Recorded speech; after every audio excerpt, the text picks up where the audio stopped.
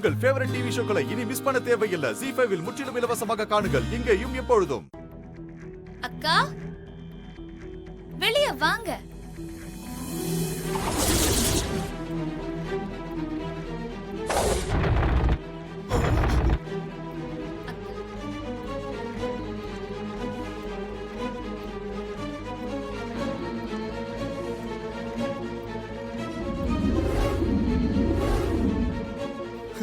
Game over. அவ்வளவுதான். சிஸ்டரால இனி escape ஆகவே முடியாது. ஜெயில் கன்ஃபார்ம் தான். நீ பணத்தை வாங்கிக்கிட்டல, இதுக்கப்புறம் நீ இங்க இருக்க கூடாது. சென்னை பக்கம் நீ வரவே கூடாது. எனக்கு ஏமா இப்படி ஒரு துரோகத்தை பண்ணீங்க? என் அம்மா என்ன தப்பு பண்ணாங்க? எதுக்காக நீங்க அவங்களை கொலை பண்ணீங்க?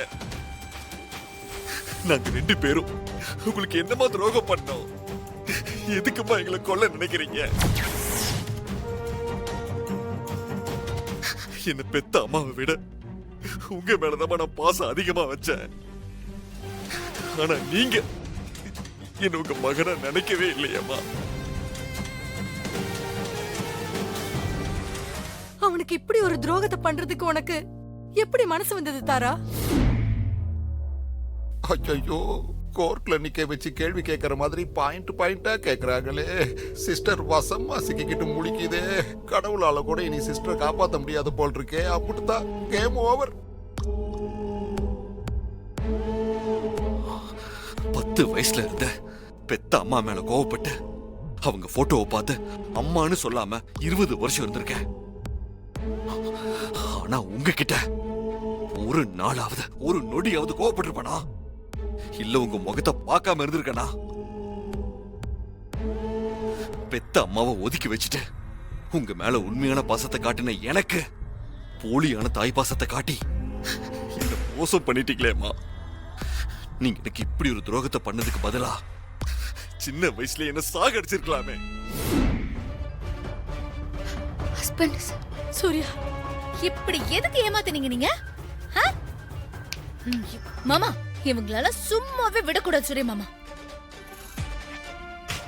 ஐயோ, சும்மா இருக்க மாட்டேங்கிறாளே. இந்த பொறியூரோட சைக்கிள் கேப்ல ஏத்தி விடுறாளே. மாப்பிள்ள வேற ரொம்ப டென்ஷன் ஆகுறான். என்னையும் மாறியும் கொலை பண்றதுக்கு எத்தனையோ முயற்சிகள் நடந்திருக்கு. அப்பெல்லாம் கூட எனக்கு ஏதாவது ஒண்ணு ஆயிருமோன்னு நீங்க பயந்தீங்க இல்ல? அது அத்தனையும் வேஷம் நடிப்புன்னு தெரியும் போது மனசு வலிக்குதுமா.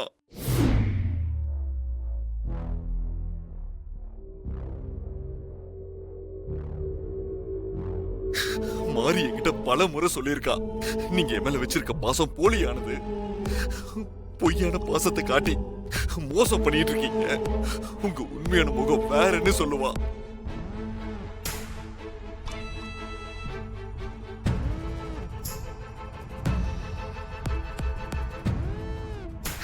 ஆனா நான் என் அம்மாவை பத்தி தப்பா பேசாத, அவங்க என் மேல வச்சிருக்க பாசத்தை சந்தேகப்படாதன்னு நான் மாறிக்கிட்ட சண்டை போட்டிருக்கேன். அவ்வளோ ஏன் ஹாஸ்னியோட அண்ணன் விக்ரம் அவர்கிட்ட என்னையும் மாறியும் கொலை பண்ண பாக்குறது யாருன்னு கண்டுபிடிக்க சொல்லியிருந்தேன். விக்ரமும் ஒரு நாள் வந்து எங்களை கொலை பண்ண முயற்சி பண்றது நீங்க தான் சொன்னாரு.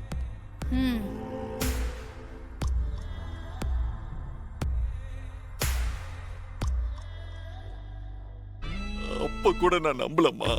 விக்ரம் கூட சண்டை போட்டு பேசுறதையே நிறுத்திட்டேன். ஆனா இப்ப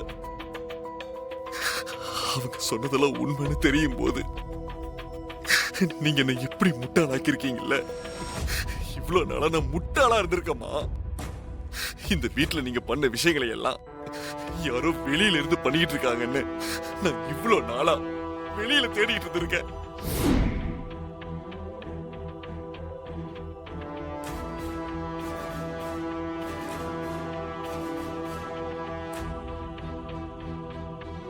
நான் கண் பார்வை இல்லாம இருந்தப்ப மாடி படிக்கட்டுல என்ன தடுக்கி விழ செஞ்சு நான் உயிருக்கு போராடினேன்.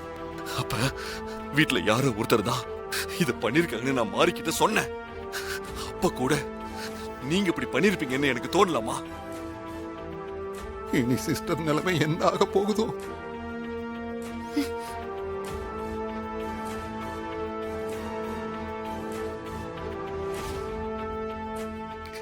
அத நினைக்க நினைக்க என் மேலேயே எனக்கு பயங்கரமா கோபம் வருதுமா. போலியான தாய்ப்பாசத்தை காட்டி என்னை இவ்வளவு முட்டாளாக்கிருக்கீங்கன்னு நினைக்கும் போது அவமானமா இருக்குமா.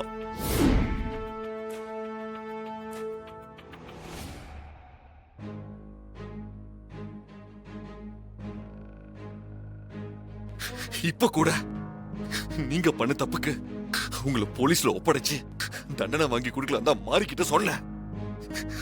ஆனா மாறிதான் வேண்டான்னு சொல்லிட்டா.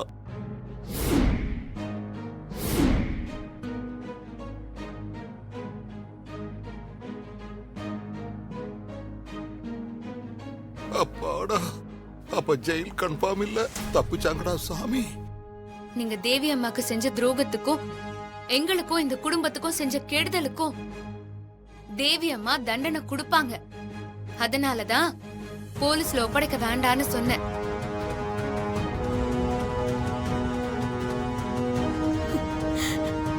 பாத்தீங்களா, இதுதான் எங்க மாரிய இந்த வீட்டை விட்டு வெளியே அனுப்பணும்னு மாமா கிட்ட இருந்து பிரிக்கணும்னு எவ்வளவு திட்டம் போட்டிருக்கீங்க, கெடுதல் பண்ணிருக்கீங்க. ஆனா மாறி எல்லாத்தையும் மறந்து உங்களை மன்னிச்சிருக்கா. இந்த பெருந்தன்மை யாருக்கு வரும்? ஆ?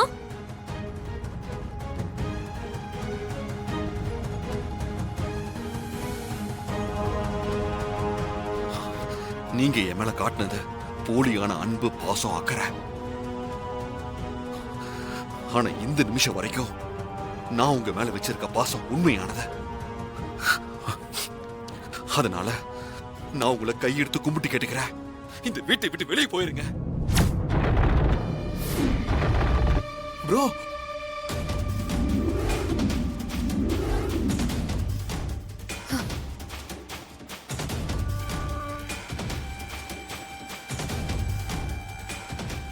மாப்பிள்ள என்ன பாண்டி. மாப்பிள்ள? வேண்டாம். என் கண்ணு முன்னாடி நிக்காதீங்க, வீட்டை விட்டு வெளியே போங்க.